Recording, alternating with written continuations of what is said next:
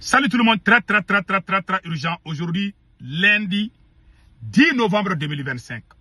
L'Union africaine appelle à une action internationale pour sauver le Mali. Après la CEDEAO, après la proposition des forces d'attente de la CEDEAO, voici l'Union africaine aussi qui vient de demander à la communauté internationale d'intervenir au Mali. Cela veut dire que toutes ces choses-là qui se déroulent là, c'est une façon de préparer le retour de l'OTAN dans l'AES. C'est une façon de venir prendre le Mali en otage. Ils ne vont pas venir chasser les terroristes. C'est eux-mêmes qui sont derrière les terroristes. Maintenant, qu'est-ce qu'on doit faire? L'Union africaine vient de faire un communiqué. Hein. Et le général Tchani aussi a dévoilé. Voilà, le général Tchani vient de dévoiler les secrets de la France. La France a envoyé plusieurs avions remplis de militaires français au Bénin pour déstabiliser le Niger. C'est ce qu'on vient d'apprendre. Et après, on va donner les détails. Qu'est-ce qui s'est passé? Voici le communiqué de, comment on appelle là, de l'Union africaine. L'Union africaine appelle à une action internationale urgente au Mali. Le président de la commission de l'Union africaine, Mahamoud Ali Youssouf, dans un communiqué date du 9 novembre 2025, a exprimé sa profonde préoccupation face à la détériorisation rapide de la situation sécuritaire au Mali, où des groupes armés terror ont imposé des blocus. Constatant la détériorisation rapide de la situation sécuritaire au Mali, où des groupes armés terror ont posé des blocs, le président de la commission a exprimé sa profonde préoccupation. Il a condamné fermement les attaques ciblant des civils innocents qui ont entraîné les pertes humaines inacceptables et amplifié l'instabilité dans les zones affectées. Et réaffirme sa solidarité avec le gouvernement et le peuple malien ainsi qu'avec les familles des victimes. Il a aussi réitéré l'engagement constant de l'Union africaine en faveur de la paix, de la sécurité et du développement dans le Sahel. Le président de la commission a condamné également l'enlèvement récemment survenu, notamment celui de 3 ressortissants égyptiens, et appelle à leur libération immédiate. Mahamoud Ali Youssouf a rappelé dans son discours que de telles pratiques constituent de graves violations des droits humains et du droit international. Il a en outre appelé à une réponse internationale forte, coordonnée et cohérente pour lutter contre les terroristes et l'extrémisme violent. C'est-à-dire qu'il veut qu'une force internationale vienne au Mali. Il dit qu'il soutient les autorités maliennes, il condamne ce qui se passe. C'est l'OTAN qui veut retourner au Mali. C'est ça, hein? C'est le plan. Voilà. Youssouf Ali, voilà. Il a en outre appelé à une réponse, voilà. Youssouf Ali, voilà. Mahamoud Ali Youssouf a enfin réaffirmé la pleine disponibilité de l'Union africaine à accompagner le Mali ainsi que l'ensemble des pays du Sahel dans cette phase particulière. Voilà. Donc, l'Union africaine propose au Mali qu'elle veut aider le Mali. Elle appelle la communauté internationale à envoyer une force internationale au Mali. Eh mes frères et sœurs, il ne faut pas accepter. D'abord, ces ces gens-là qui ont les armes, qui sont en train de nous fatiguer aujourd'hui au Mali, vous vous rappelez bien, ce sont les Occidentaux qui sont derrière ces terror. Je vais vous donner toutes les preuves aujourd'hui. En 2024, quand l'armée malienne a échoué le combat contre les terror à Tinzaouaten, où il y a eu plusieurs soldats maliens qui ont perdu la vie, qu'est-ce qui s'est passé? Qu'est-ce qui s'est passé? L'Ukraine, le service de renseignement ukrainien est sorti dire que l'Ukraine soutient les terror au Mali. Qui donne les armes à l'Ukraine? Ce sont les Occidentaux. La même Ukraine dit qu'elle soutient les terror au Sahel, plus particulièrement au Mali. Ça veut dire que c'est bien coordonné. Donc, si les mêmes personnes veulent venir nous aider là, c'est pour nous mettre dans les bâtons dans les roues. Donc, ça, c'est pas une aide. C'est une façon. Parce que hier, On a entendu une proposition que les forces conjointes de la CEDEAO vont venir travailler avec les forces de l'Alliance. On s'en fout. On ne veut aucune force étrangère sur notre sol. On ne veut plus ça. Moi, je ne suis pas d'accord avec Assimi Goïta. Mais cette histoire des forces étrangères-là, moi, je déteste. N'oublions pas une chose. Si vous voyez aujourd'hui que moi, je suis fâché contre Assimi Goïta, parce que c'est Assimi qui nous a mis dans ces problèmes. Vous voyez ce que ces gens-là veulent préparer au Mali. Où est la Libye? Il y a plusieurs gouvernements en Libye.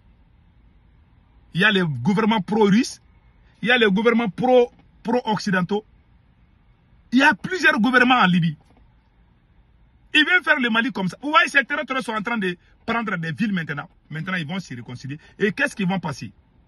Les Occidentaux là, si Assimi Goïta ne fait pas quelque chose urgemment, je vous donne un mois. Ces gens-là vont venir au Mali. Un mois seulement, hein. Parce qu'ils sont en train de se voir maintenant. Parce qu'ils ont réussi. Les ennemis du Mali ont réussi à séparer Assimi Goïta au M5 RFP. Le mouvement populaire qui était derrière Assimi Goïta. Les ennemis du Mali ont réussi à séparer Assimi Goïta à son peuple. Ils savent aujourd'hui qu'Assimi Goïta est faible. Donc Assimi Goïta est devenu une proie facile pour eux. Donc ils sont en train de se parler. Tous les médias français, RFI, France 24, TLC, et je ne sais pas, et BFM TV, tous ces médias sont en train de crier que le Mali est sur le point de tomber. Ils ont appelé leurs ressortissants de quitter le territoire malien. Maintenant, ils veulent amener leurs militaires au Mali. Ils vont faire comment? Ils vont passer par la CEDEAO, ils vont passer par l'Union africaine. Et si ça ne va pas, ils vont venir. Il y a des gens qui vont nous dire, non, ils ne peuvent pas venir parce que les Russes sont là. Ils ne vont même pas demander les Russes, ils vont venir. Quand ils vont venir là, ils vont aller s'emparer là où il y a les pétroles, là où il y a l'or, là où il y a les ressources. Ils vont faire la même chose comme en Libye. C'est leur plan. L'Amérique est allée construire une base militaire en Syrie. Est-ce que la Russie l'a empêché? La Russie est en Syrie plus de 40 ans. Si l'Amérique veut aujourd'hui, elle va venir s'installer au Mali. Personne ne peut l'empêcher. Personne. Parce que le peuple, la majeure partie du peuple n'est plus avec Assimi Goïta. Ils savent ça. Ils sont intelligents. Quand ton peuple est avec toi là, ils ne vont jamais parler de ton peuple. Est-ce que vous les voyez en train de dire ça la même chose au Burkina Faso? Non. C'est le nom du Mali qui est dans leur bouche. Ils veulent faire tomber le Mali et le Niger. Parce que le général Tchani a dit qu'il y a les Français, il y a beaucoup de militaires français qui sont en train d'arriver au Bénin, juste pour préparer la déstabilisation du Niger. Donc, ce sont ces Occidentaux qui ont financé ces terreurs. Maintenant, ils veulent vraiment avoir des bénéfices. Les bénéfices, c'est quoi? C'est d'amener leur armée. Tous ces gens qui sont là, sur les motos là, ils sont financés par les Occidentaux. Ce n'est pas caché. Le cas de la Syrie est un exemple. Donc, ils ont bien financé, ils sont en train de réussir. Maintenant, ils veulent venir et vraiment prendre les bénéfices. C'est tout. Les fruits là de leur travail là, c'est de diviser le Mali maintenant. Parce qu'ils ont dépassé où? Ils ont dépassé beaucoup d'argent pour les terreaux là. Ils ont amené beaucoup de choses. Maintenant, eux-mêmes, ils veulent venir maintenant. C'est leur stratégie. Qu'est-ce qu'Assimi Goïta doit faire maintenant? Rapidement. Vous savez, Assimi Goïta doit... Les généraux qui sont arrêtés là, ou radiés là, et les officiers, les soldats maliens qu'Assimi Goïta a mis en prison, il doit les libérer tous. Libérer les prisonniers politiques. Annuler les décrets qu'il a signés et faire un discours patriotique. Nous tous, on va soutenir Assimi Goïta. Si Assimi Goïta ne fait pas ça, il y a deux choses qui risquent d'arriver au Mali. Soit les Occidentaux vont intervenir. En ce moment, Assimi Goïta ne va pas échapper. Où est la CPI, l'affaire de la CPI là? Ils vont vous amener à la CPI. Si jamais ces gens-là viennent, ils vont vous amener à la CPI. N'oublions pas cela. Il y a les trucs de la CPI contre vous, n'est-ce pas? Ils vont vous amener à la CPI. Deuxièmement, si ces gens-là viennent, ils vont diviser le Mali en plusieurs petits morceaux. Ils ne vont jamais combattre les terroristes. C'est eux, même les terroristes, ils ne vont pas les combattre. Ils vont venir diviser le Mali, c'est tout. Le Mali est très riche. Tout c'est pour là parce que le Mali est riche. Les pays pauvres où il n'y a pas de ressources, vous ne verrez jamais les terroristes là-bas. Ils sont dans les pays où il y a tout. Et regardez le cas du Soudan. Partout où il y a la guerre là, les pays où il y a la guerre là, c'est parce qu'il y a des ressources là-bas. C'est à cause de ça. Maintenant, si vous voyez que les petits gars en moto là viennent bloquer les routes là, les soldats russes sont là au Mali. Il y a 4000 soldats russes au Mali. Y compris des pilotes. Pourquoi la Russie ne réagit pas? Parce que la Russie a parlé à Assimi Goïta de se réconcilier avec les opposants modérés. Assimi a refusé. La Russie a lâché Assimi Goïta, hein, mais la Russie n'a pas lâché le Mali. Parce qu'il faut faire la différence. La Russie a lâché Assimi Goïta. Hein. Poutine sait qu'Assimi Goïta est un traître. Vous savez pourquoi Bachar Assad est tombé? Le président, il y a eu une réunion secrète entre le président syrien, Bachar Assad, le président russe, Vladimir Poutine, et le président iranien. Il y a eu une réunion entre ces trois nations. Ils ont dit à Bachar Assad de se réconcilier. Parce que la plupart des Syriens, le président Assad avait emprisonné beaucoup de gens. Poutine a dit de libérer et faire la paix avec des opposants modérés. Parce qu'il y a des opposants qui étaient avec les terreaux. Tu ne peux pas faire la paix avec eux. Mais les opposants, il y a des gens qui n'aimaient pas Bachar Assad, mais qui n'étaient pas des terreaux. Et Bachar Assad les arrêtait, la prison était remplie partout en Syrie. Donc le peuple, la majeure partie du peuple, ils sont tous allés se rallier au terreau. Mais la Russie a dit à Bachar de faire la paix avec des opposants modérés. Quand Bachar a refusé là, l'Iran avait 30 000 hommes en Syrie. L'Iran a commencé à évacuer et il ne peut plus. Parce que l'armée ne se battait plus. C'est le même scénario au Mali. L'Iran avait 30 000 hommes à Alep. L'Iran a évacué. L'Iran a quitté la Syrie. Les forces iraniennes étaient en Syrie.